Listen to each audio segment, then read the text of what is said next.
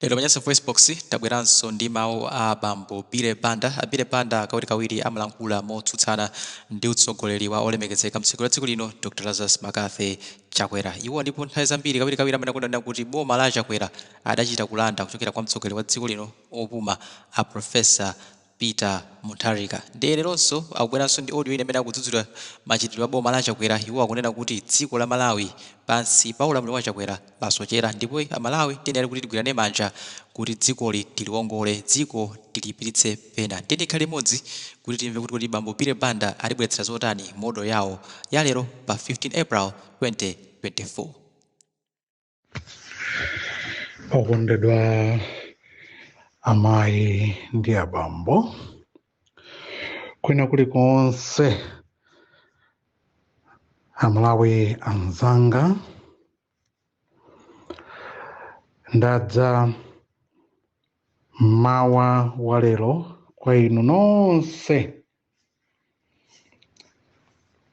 kuti tigwirizane ndi kumvana chimodzi. Tayesetsa mu nyengo zosiyanasiyana, koma sikuti ndife anthu olephera. Ayi, sikuti ndife anthu olephera. Mulungu ndi wolola, Mulungu ndi wothekera, Mulungu amakhala mbali ya iwo amene ali othodwa. Mbali yathu amayi ndi abambo, anyamata ndi atsungwana, ndili ndi chikhulupiriro kuti tikuyesetsa kuti titeteze ndi kutukula kupulumutsa Malawi wathu, chifukwa ndakhala ine ndikulankhula ndikunena mobwereza kunena kuti dziko linolo silobwereka, dziko lino ndi lathu, ndipo munthu wina adachita kulanda kuti iye akhale iye, koma he has proven and is continuing proving that he is a failure. Ndiwolephera. Ndipo he has also proven kwa inu ndi ine sakwanitsa, ndipo tikamulekerera dziko lilasochera. Fellow Malawian, ine ndine Bile Banda. Ine ndine Bile Banda.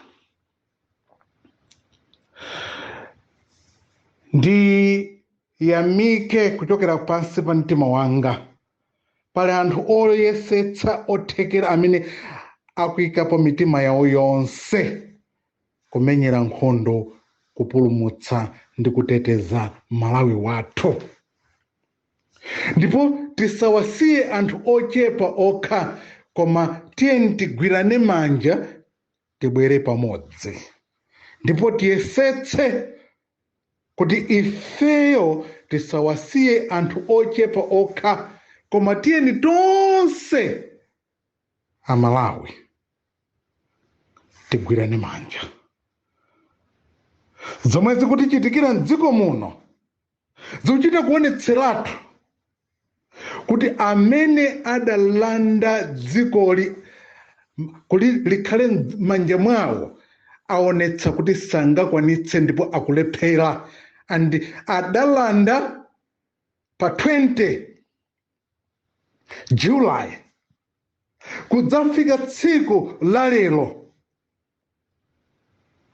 sakukwanitsa ndipo sakwanitsa ndipo sadzakwanitsanso. Amayi ndi abambo, tisasiyire dziko ili m'manja mwa dzinkhanira anthu akuba, anthu amene they have proven, ndakhala ndikunena ndipo ndidzanena mpaka kalekale, atsimikiza kunena kuti sangakwanitse, ndipo olotipange chotani sangakwanitse. They will not manage to ably or do what we were expecting out of them on this very day. Abusa Achakwera ndi mfiti, adatenga dziko molanda, kwapatsa Professor Arthur Peter Mutharika ndi cholinga chakuti mwina tentingwapatsa the way the former president, and I don't consider Professor Arthur Peter Mutharika ngati kuti ndi munthu amene sangakwanitse olo kapena he has no mental ability or mental capacity. Fellow citizens and fellow Malawians, that is not correct. Professor Arthur Peter Mutharika adalikonda dziko, adamukondanso Malawi, ndipo adakukondani inu, adandikondanso ine. Komanso abale athu ku maiko osiyanasiyana, kaya ndi ku America, kaya ndi ku Brazil, kaya ndi ku Britain, kaya ndi ku Scotland, kaya ndi maiko osiyanasiyana ku South Africa, kaya mupite ku Zimbabwe. Our brother Hakainde Hichilema akuona Hakainde Hichilema kuti what is happening in Malawi, ndipo mwe adalankhulira muja. President Hakainde Hichilema proved to be a man of few words. Equally, momwe adala amanenera ndimeneso amalankhulira. My comrade, South African president, South African leader, Julius Malema, amakonda Malawi tu. Julius Malema loves you and me. He trusts you and me. And my comrade Julius, I am with you. And I'm in full support of you. Our colleagues in different parts of Africa, kaya mupita ku Tanzania, kaya mupita ku Mozambique, kaya mupita ku Namibia, and all other parts. Koma ifeyo tayesetsa kukhala anthu opirira. Tayesetsa to prove to you, fellow colleagues, we have proven that we are patient enough. Ndi anthu odekha okonda dziko la Malawi. Koma, fellow colleagues, wherever you are, would like to give you few words. We genuinely love our country, but we are urging you to joining hands with us now and help us. Hold our hands. Bwerani mutigwire dzanja, mutithandize. Mavuto amene tili nawo pano, tikawalola kuti apitilire in the hands of this evil Chakwera, Malawi will not be safer than what we thought. Dziko linolo serikala bata ndi mtendere, mungathe kuona kuti the way the state of economy this country is, it is clearly demonstrating kuti dziko ili adachitadi kulanda, and he is failing to run the affairs of the state. Reverend Chakwera is a failure, and Reverend Chakwera is a thief, and Reverend Chakwera will not take us anywhere. Amainda Bambo, mark my words. Abusa Chakwera, simbusanso, simbusanso. Fellow citizens, tisakale ndi nkhawayo tikhale kuti ife tizingokhala amantha. No, let us all stand up, fellow citizens. Tiyeni tidzuke, amainda abambo, titeteze dziko la Malawi, titeteze dziko lathu. Nkhawa zimene zili mwa ife ndi zazikulu, koma let us wake up and let us stand up and defend defensively our country, our mother Malawi, because we have no one to trust than ourselves. We have nowhere to go than our country. We have nothing more than to stand up. Palibe chimetinga chite koma kubwera poyera tonse tigwirane manja titeteze dziko, which is why Your Excellency Professor Arthur Peter Mutharika, Right Honorable Atupele Muluzi, my brother Dr. Dalitso Kabambe. When I look at Andrew Ngati, my brother Dr. Kabambe, Right Honorable Atupele Muluzi, Professor Arthur Peter Mutharika, Right Honorable Enoch Chihana, I don't understand why you are not able to render your commitment in supporting us and being in hiding and doing things for yourself.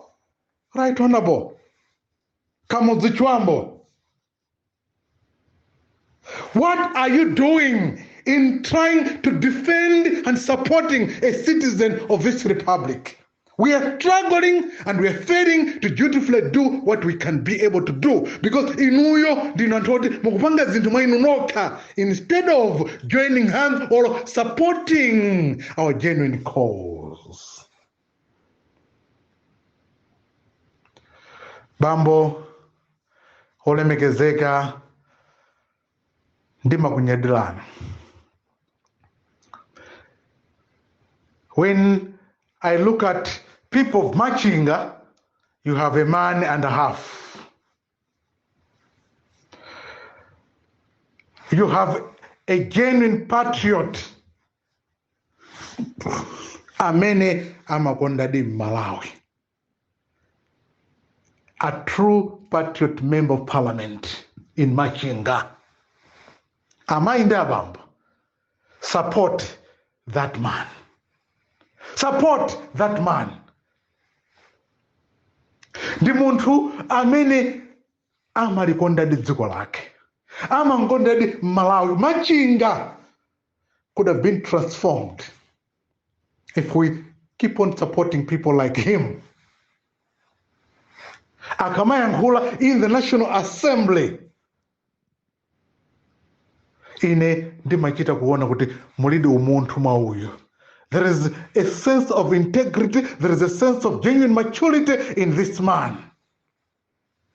Right Honorable Bright Nsaka. Fellow Malawians, let us support Anthu Ngati Amenewa, Right Honorable Bright Nsaka. Which is why ndikamanena kuti let's call for an interim government. We need to call for an interim government because it has been proven we have nobody to take care of Malawi. We have no one to take care of Malawi than ourselves, to joining hands with able, right-minded citizens. Because Abusa Chakwera has proven to be a thief. He's a failure and he's a thief. Anatenga dziko mulanda, and he has no mental capacity, neither mental ability to run the affairs of the state together with his colleague. Together with his colleague. He can't even able to be a member of parliament in Ncheu. So akulephera, and he can't even win a seat on Ncheu. Which is why ndikunena kuti Amalawi tiye tigwirane manja tilikonde dziko lathu, titeteze nzika ya dziko, titeteze ndikutukula Malawi, osati kuti tipange zinthu zobwezeretsa dziko mbuyo. No. Look at the state of potholes in our country. Ma potholes ndi chani chimene Abusa Achakwera mwalipangira dziko, ndipo ndi chani mudzalipangire Malawi? Palibe olo ndi chimodzi cholozeka, ndipo ine Bile Banda, I am repeating, ndinu munthu wakuba, ndipo simudzapanga chinthu chimene mukufuna kuti munene. There is absolutely nothing you are going to do for this country. Absolutely nothing. Absolutely, you can't do anything. With your chirima, simudzapanga china chilichonse. Ndipo pano, we need an interim government. Maiwanga, ndima kunyadirani. When you stand in parliament, Muma Lankula, as already you are the president in waiting. Muma Yankula, Maiwanga. Kucholo Tava, there is a woman and there is a mother, there is a father in him. In you, there is more than a father. There is more like a mother. There is more like everything. You have the capacity. Right Honorable Mary Tom Navicha, Mulungu akuchiteni chifundo Maiwanga. Will continue to stand with you. Palibe chimene chichitika ku nyumba ya Malamulo. Palibe. There is absolutely nothing, and we can't keep on waiting. And all that I'm going to say here, let's have an interim administration. Let's call for an interim government. Amainde abambo, tenti gwirane manja. Amainde abambo, tenti teteze our mother Malawi. We need a new government. We need a new administration. We need to holding our hands for the betterment of our country. Mulungu wakumwamba, timvere ndi chisoni. Mukhale mbali yathu, mutimenyere nkhondo. Kulibe kumene tingapite koposa kwa inu Mulungu wakumwamba. Inshallah.